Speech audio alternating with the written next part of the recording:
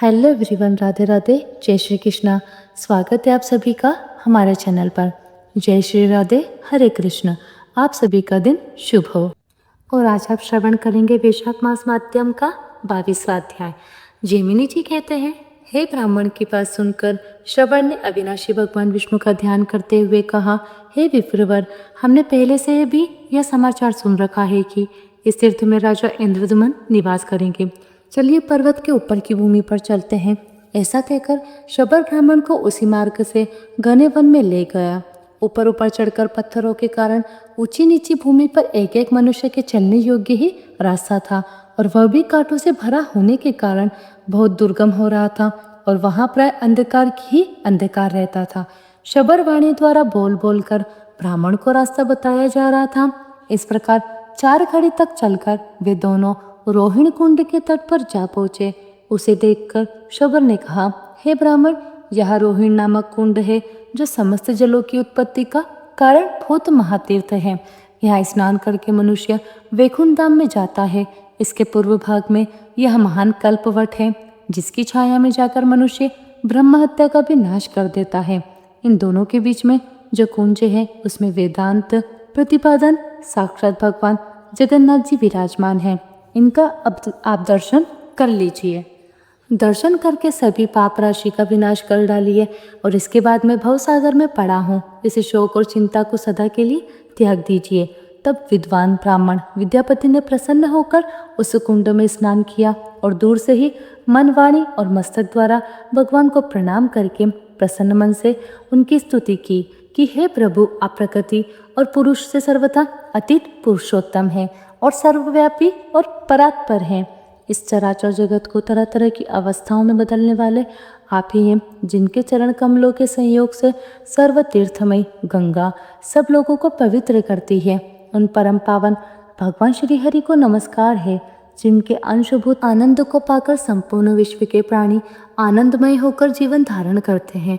समस्त पापों से रहित उन ब्रह्म स्वरूप श्री विष्णु को नमस्कार है। प्रभु, आप निर्मल स्वरूप, कल्याण रूप, सब प्रकार की आसक्तियों से रहित और विश्व साक्षी हैं। आपको नमस्कार है। आपके असंख्य चरण, नेत्र, मस्तक, मुख और भुजाएं हैं। आप सबको जीतने वाले हैं। आप सभी जीव आपके स्वरूप हैं। आप सर्वरूपी परमात्मा को नमस्कार है।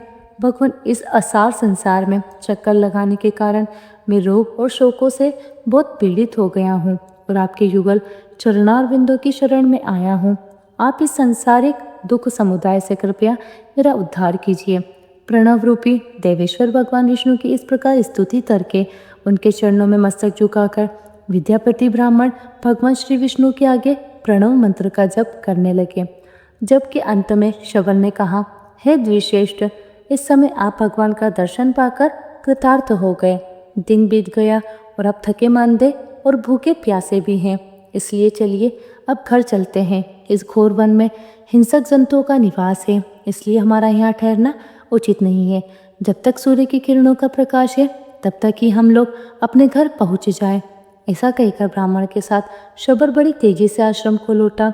ब्राह्मण भी आनंद सागर भगवान जगन्नाथ के ध्यान में डूबे हुए थे, इसलिए उन्हें भूख, प्यास और थकावट से मिलने वाले दुखों का भान ही नहीं हुआ। भगवत चिंतन में संलग्न होने से शरीर में उनकी आस्था ही नहीं रह गई थी। वे शरीर स्थिति से ऊपर उठ चुके थे, इसलिए कंटक राशि अर्थात कांटों से भरे हुए पत्थरों के ऊंचे ऊंचे दुर्गम रास्ते में चलते हुए भी उन्हें बिल्कुल कष्ट नहीं हो रहा था। घर पहुंचने पर शबर ने ब्राह्मण अतिथि को तरह तरह के पवित्र दिव्य पदार्थ देकर भली भांति उनका पूजन किया। इसके बाद शबर के दिए हुए राजोचित उपचारों से पूरी तरह तृप्त होकर ब्राह्मण को बड़ा विस्मय हुआ। उन्होंने चकित होकर कहा, साधु, तुमने मेरे सत्कार के लिए यह जो अलौकिक वस्तुएं समर्पित की हैं, उनका दर्शन तो राजाओं ने भी नहीं किया है। तुम्हारे घर में इसी दिव्य वस्तुओं का इकट्ठा होना बड़े आश्चर्य की बात है। तब श्रवण कहने लगा कि हे द्विश्रेष्ठ, इंद्र आदि देवता प्रतिदिन दिव्य उपचार लेकर जगन्नाथ जी की पूजा करने के लिए आते हैं। पूजा करके भक्त पूर्वक स्तुति और नमस्कार करते हैं, फिर गीत, वाद्य और नृत्य के द्वारा भगवान को संतुष्ट करके अपने अपने स्थान को लौट जाते हैं। यह सब दिव्य पदार्थ जगन्नाथ जी के प्रसाद हैं जो मैंने आपको अर्पित किए हैं। भगवान के इस प्रसाद को ग्रहण करके हम लोगों के रोग और बुढ़ापे का नाश हो गया है, जिसके सेवन से मनुष्य मोक्ष का भागी होता है। उस प्रसाद का अगर ऐसा प्रभाव हो तो यह कोई आश्चर्य की बात तो नहीं है। भगवत प्रसाद का यह दुर्लभ प्रभाव सुनकर ब्राह्मण के शरीर में रोमांच आया। आनंद के आंसुओं से उनकी आंखें बंद हो गई और उन्होंने अपने आप को धन्य मानते हुए कहा, अहो, यह शबर कुल में उत्पन्न मनुष्य हर दिन अविनाशी परमात्मा का दर्शन कराता है और उनके प्रसाद स्वरूप दिव्य भोग को उपभोग करता है। इस पृथ्वी पर चराचर जगत में इसके समान भाग्यवान तो दूसरा कोई है ही नहीं। इसके साथ मित्रता करके मैं भी अब इसी वन में निवास करूंगा। इस प्रकार बहुत देर तक विचार करके भगवान श्री विष्णु में मन लगाए रहने वाले उस ब्राह्मण ने शबर से कहा, अगर मुझ पर तुम्हारा अनुग्रह हो तो मैं भी तुम्हारे साथ मित्रता करूंगा। यह मेरे मन का महान निश्चय है और बड़े भाग्य से मेरी तुमसे मित्रता हुई है। तुमसे मेरा समागम हुआ है। अब तुम्हारे प्रसाद से मैं 2 स्तर भवसागर को पार कर जाऊंगा। वैष्णव के साथ मित्रता होना दुखमय संसार से पार करने वाला है। इसी को इस असार संसार सागर में सार वस्तु बताकर साधु पुरुष सदा इसकी सराहना किया करते हैं।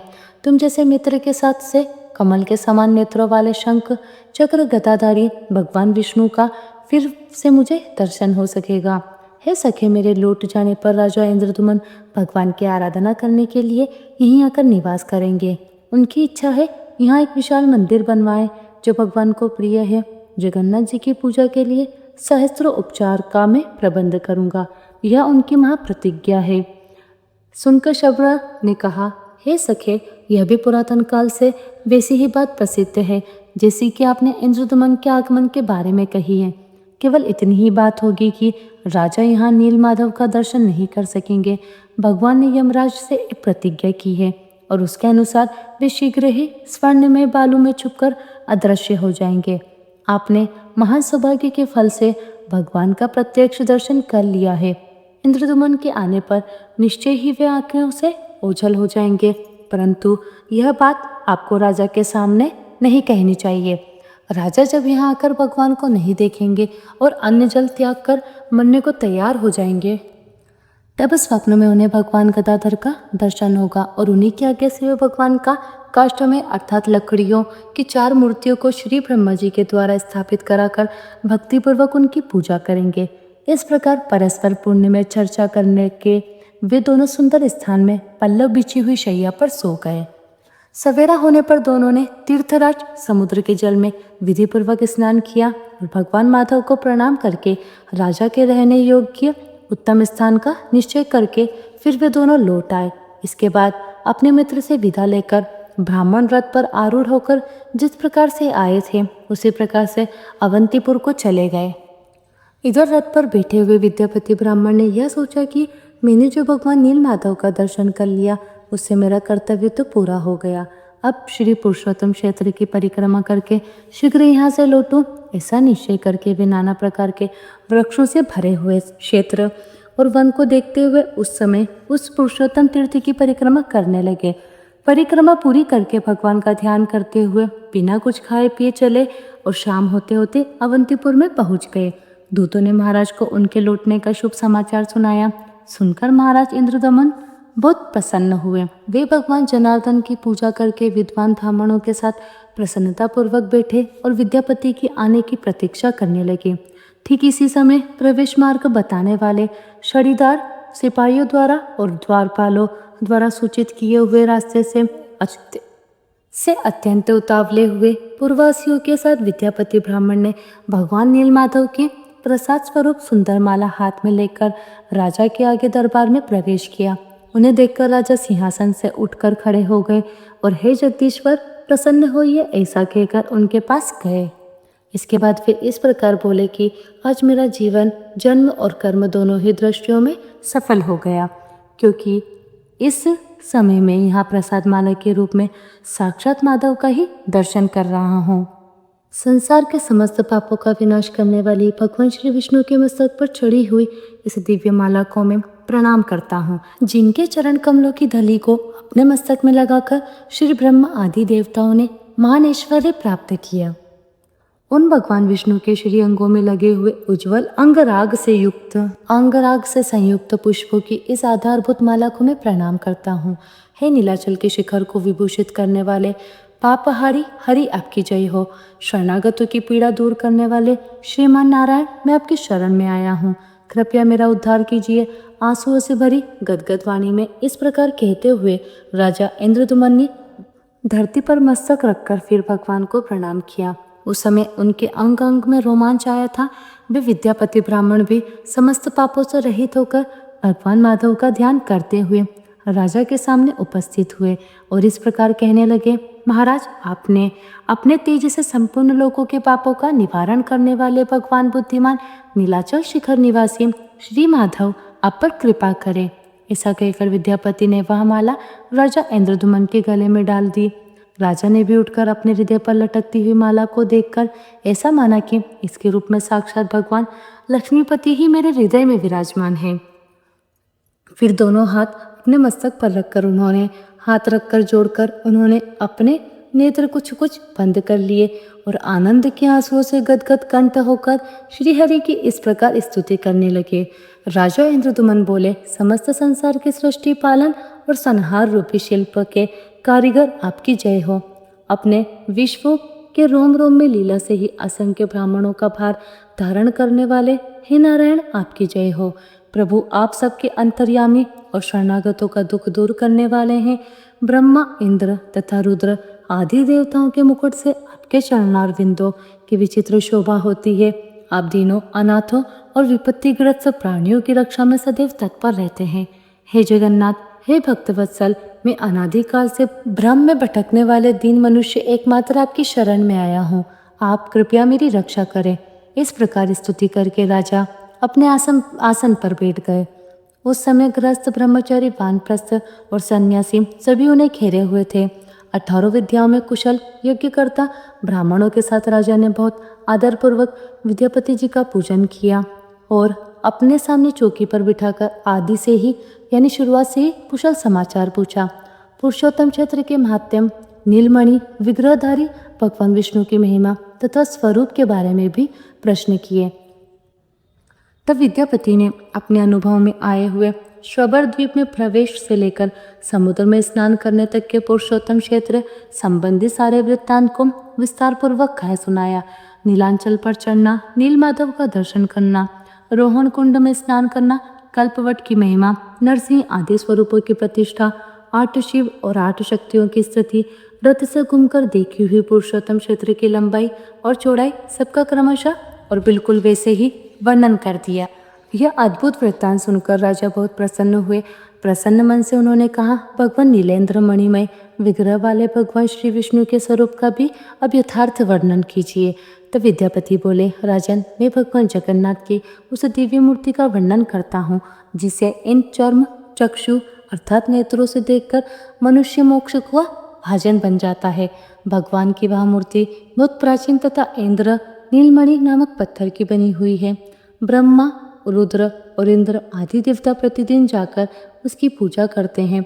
यह दिव्य माला देवताओं ने ही पूजा में अर्पित की थी। राजा, यह ना तो कभी मलिन होती है और ना कभी इसकी सुगंधि कम होती है। भगवान के दिव्य उपहार में आए हुए प्रसाद के सेवन करने से मेरे सभी पाप क्षीण हो गए हैं और मैं देवताओं के समान अलौकिक तेज से संपन्न हो गया हूँ। क्या आप इस बात को नहीं देख रहे हैं? महाराज, वहाँ भोग और मोक्ष दोनों एक ही साथ स्थित है। बुढ़ापा, रोग और शोक आदि दुखों का वहाँ अत्यंत अभाव है। उस तीर्थ में विकसित नीलकमल के समान विशाल नेत्रों वाले साक्षात भगवान जगन्नाथ प्रसन्न वदन से विराजमान हैं, जो शरणागतों को अमृतमय मोक्ष प्रदान करते हैं। राजा इंद्रद्युम्न ने फिर से पूछा, हे ब्राह्मण, जन्म से लेकर कुछ समय पहले तक तो आप कभी भी पुरुषोत्तम क्षेत्र में गए ही नहीं थे, फिर आपने वहाँ के दिव्य वृत्तांत को भला कैसे जान लिया? तब उन ब्राह्मण देवता ने जो कुछ भी बताया उसका वृत्तांत आप सभी कल के अध्याय में ज़रूर सुनिएगा। मिलते हैं आप सभी से अगली वीडियो में। तब तक के लिए आप सभी को राधे राधे, जय श्री कृष्ण।